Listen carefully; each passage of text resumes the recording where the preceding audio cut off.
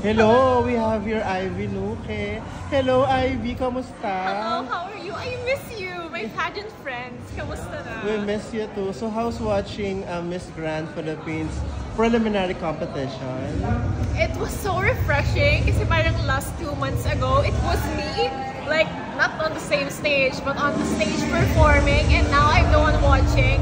So I think it's a different perspective, and it's a new perspective sa akin na, okay, pag audience pala ako, ganito yung gusto kong makita kapag nagpo-perform ako. Something like that. So the question is, are you joining ba Miss Grand Philippines in the future? Let's see. Let's see. Tingnan natin. I'm not closing my doors towards pageantry, but I know I have a lot to learn, and I'm excited to what new venture is ahead of me. At least now pala nakakuha ka na ng mga tips, ng mga idea. Lalo na yung mga friends ko, I'm so happy. Kung anong atake yung gagawin mo, di ba? Pag nag-join ka. May mga pag ganun-ganun sila.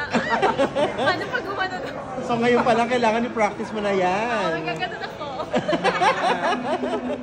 But it's so fun, so fun. I love it. I love watching. Okay, sige, enjoy!